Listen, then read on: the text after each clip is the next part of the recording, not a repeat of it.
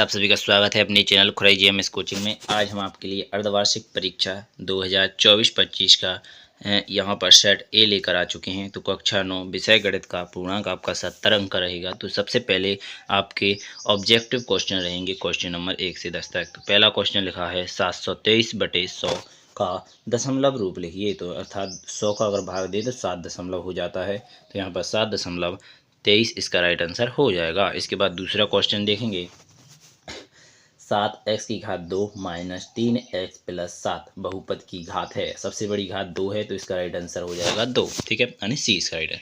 इसके बाद लेके चलते हैं क्वेश्चन नंबर 3 पर। तो ये रहा क्वेश्चन नंबर 3।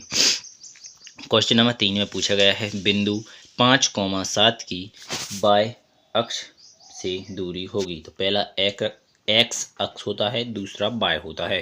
तो 7 इसका राइट आंसर हो जाएगा। इसके बाद लेते हैं क्वेश्चन नंबर 4 को। तो यहाँ पर लिखा है बाय बराबर 3x माइनस 2x माइनस 3 बराबर बाय बराबर 5 हो तो x का मान ज्ञात कीजिए। तो यहाँ पर आपको ये समीकरण हो जाता है। ठीक है, और इसमें आपको बाय का मान दिया गया है तो अपने x का मान निकाल लेना है। तो बाय बराबर यहाँ पर 5 रख लेंगे और इस तरफ 3 आएंगे तो 5 और 3 8 हो जाएंगे और 2 का भाग दे देंगे तो x का मान 4 आ जाएगा। तो इस प्रकार आप इसका राइट आंसर 4 कर सकते हैं। इसके बाद लेके चलते हैं क्वेश्चन नंबर 5 पर। तो यहाँ पर लिखा है 2x प्लस बाय बराबर 6 को इसको संतुष्ट करने वाला युग्म बताइए। तो यहाँ पर आप जानते हैं कि गुणा करें तो 12 आ जाए और जोड़े घटाएं तो यहाँ पर आपका जैसे कितना 1 आ जाए। इस प्रकार आपको इसे युग्म यानी बताना है। तो यहाँ पर आप x और y के मान रखेंगे तो x और y के मान 2 और 2 रख सकते हैं। जैसे 2x का मान रखेंगे तो 2 दूनी 4 हो जाएगा और y का मान 2 रखेंगे तो 6 आ जाएगा। तो इस प्रकार आपका सी आंसर हो जाएगा। इसके बाद लेके चलते हैं 6वें क्वेश्चन पर। यदि दो रेखाएं परस्पर लंबवत हो तो उनके मध्य कोण होते हैं। तो अर्थात दो परस्पर लंबवत हों, ठीक है, यानी एक दूसरे पर सीधी परस्पर हो तो यहाँ पर 180 डिग्री का कोण बनेगा ऐसा। तो बिल्कुल सीधी ही रेखाएं चली जाएंगी तो उनकी मध्य कोण होगा तो यहाँ पर 180 का होगा। ठीक है, तो इसके बाद आपका यह आंसर अच्छी तरीके से कंप्लीट हो जाता है। तो इसे आप अच्छी तरीके से देख लीजिएगा। चलिए बिना टाइम खराब के क्वेश्चन नंबर 6 के बाद 7 देखते हैं। तो ये रहा क्वेश्चन नंबर 7। क्वेश्चन नंबर 7 में भी पूछा गया है एक ही बिंदु पर बने समकोण का मान होता है 360, यहाँ पर दिया गया है। यदि दो रेखाएं ए और बी और सी और डी परस्पर ओ पर प्रतिच्छेद करती हैं तो बी ओ डी तो ए देख है। तो यहाँ पर बी और सी का मान बताना। जैसे देखो ए और बी दो परस्पर रेखाएं हैं, बीच में आपका ओ प्रतिच्छेद बिंदु है, ऐसे वाला ओ प्रतिच्छेद बिंदु हो जाता है। तो यहाँ पर ए है, बी मान लीजिए, इसे सी मान लीजिए, इसे डी मान लीजिए।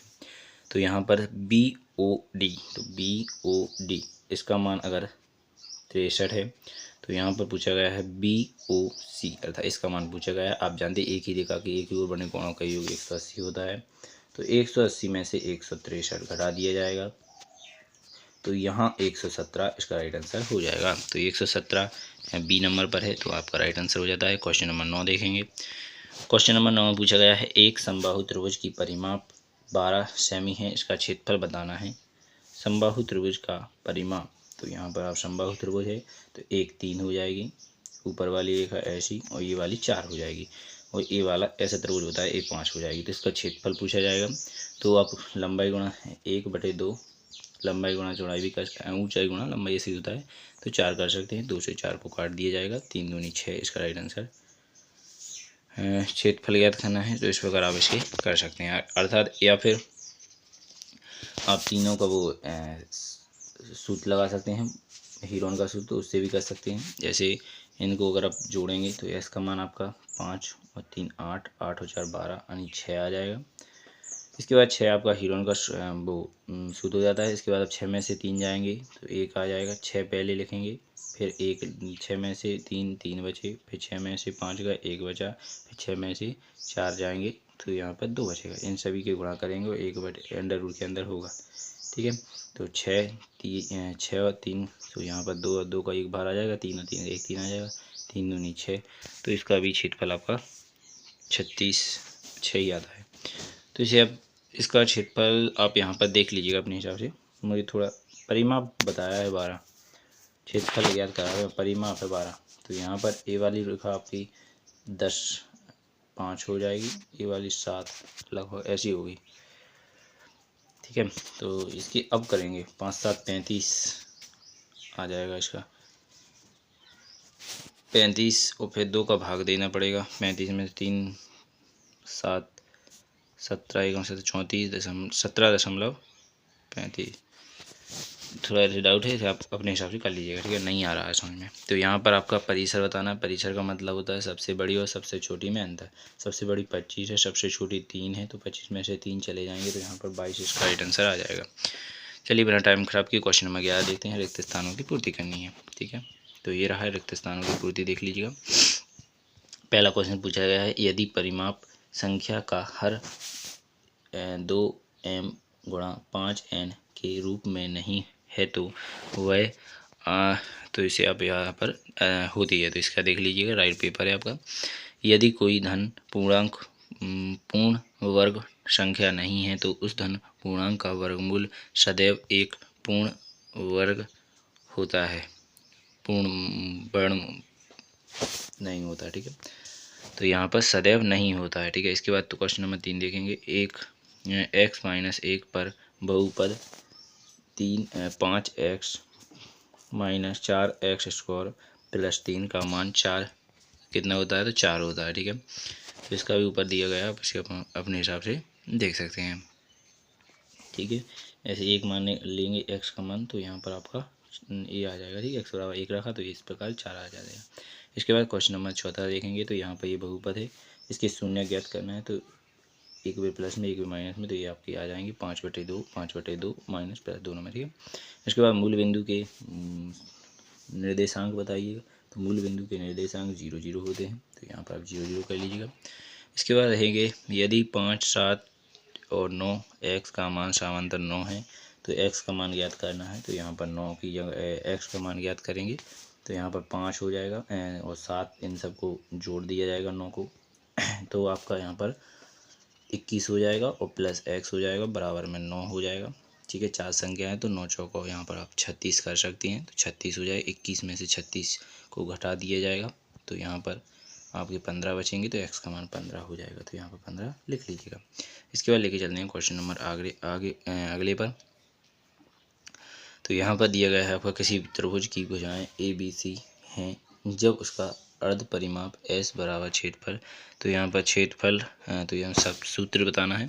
तो यहाँ पर आपका S बराबर है तो A + B + C/2, तो ये आपका S का मान हो जाएगा। क्षेत्रफल का ज्ञात करना हो तो अंडर के अंदर होता है S, फिर पुस्तक के अंदर S - A, पुस्तक के अंदर S - B, पुस्तक के अंदर S - C। तो इस प्रकार आप इसको देख सकते हैं। तो चलिए बिना टाइम खराब किए अब आपका क्वेश्चन नंबर 11 कंप्लीट हो जाता है। अब आपको आगे देखेंगे, सॉरी यहाँ पर आपका 6 7 5 6 7 हो जाते हैं। 8वां देखेंगे, त्रिभुज की बराबर भुजाओं के समरूप कोण होता है। त्रिभुज के बराबर भुजाओं के समरूप कोण होता है। 2 भुजाएं बराबर हैं तो उसे आप यहाँ पर समरूप कोण होता है, तो बराबर होता है, क्या होता है, बड़ा होता है। 2 त्रिभुज की बराबर भुजाओं के सम्मुख कोण बराबर होते हैं, ठीक है। तो यहाँ पर बराबर लिख लेंगे।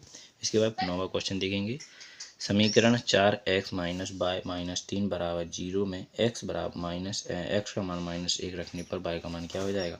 x का मान 1 रखेंगे, माइनस का 4 एकम 4 हो जाएगा।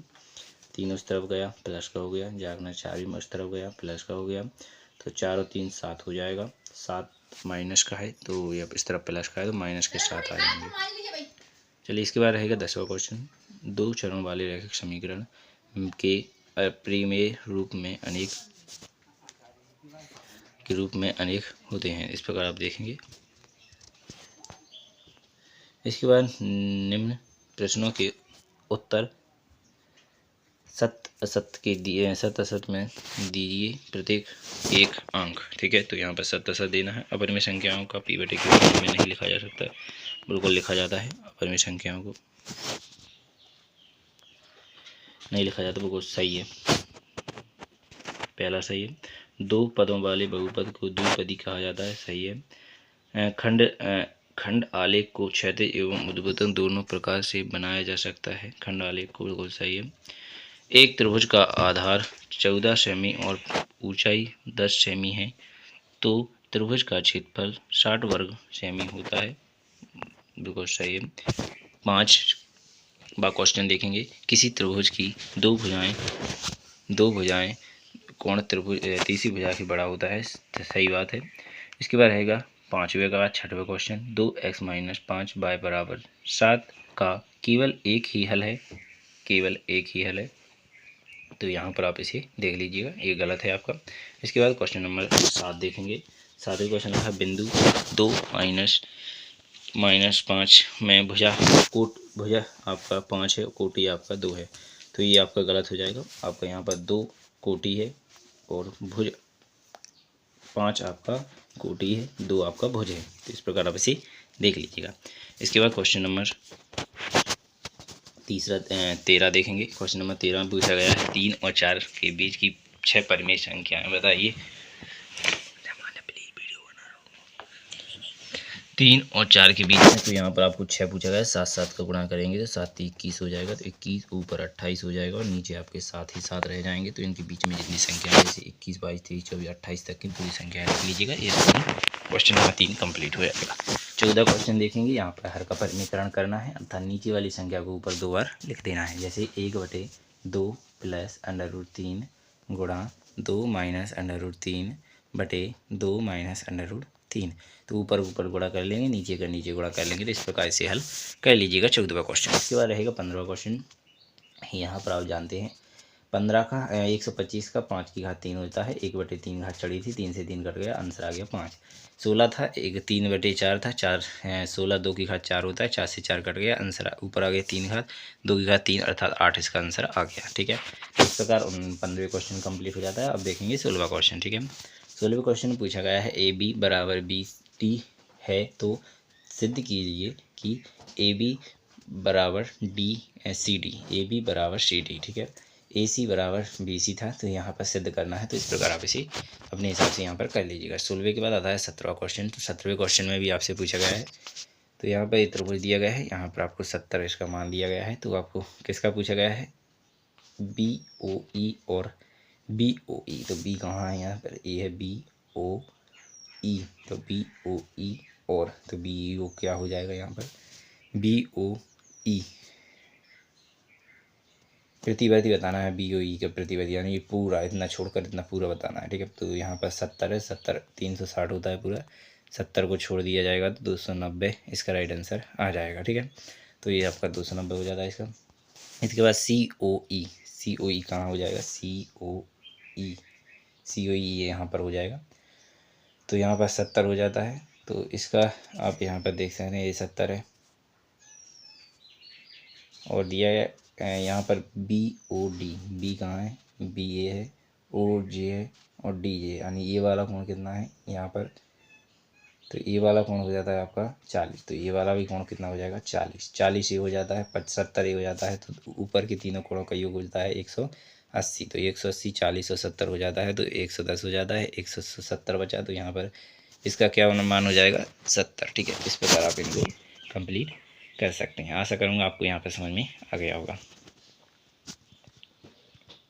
AOC + BOE, AOC ये दोनों का मान था 70, सॉरी। ठीक है, तो अपने हिसाब से देख लीजिएगा। चलिए बिना टाइम खराब के क्वेश्चन नंबर 18 पर देखेंगे, तो यही इसमें 18वें क्वेश्चन में पूछा गया है आपसे। तो AO एक रेखा है, तो यहाँ पर AO एक रेखा है, तो इसके आप सिद्ध करना है, इसे आप सिद्ध कर लीजिएगा। चलिए बिना टाइम खराब के अगली वीडियो मिलेंगे, और भी जितने पेपर हैं उन सभी का पेपर लेके आएंगे, और भी आपको अति महत्वपूर्ण क्वेश्चन भी बता दिए जाएंगे। आप पेपर अच्छी तरीके से इसे कंप्लीट कर लीजिएगा। हिंदी का, सामाजिक विज्ञान का, इंग्लिश का, सभी पेपर आपको अच्छी तरीके से प्रोवाइड किए जाएंगे 100% हल के साथ। ठीक है, बिना टाइम खराब के अगली वीडियो मिलेंगे। भारत माता की जय। जय हिंद।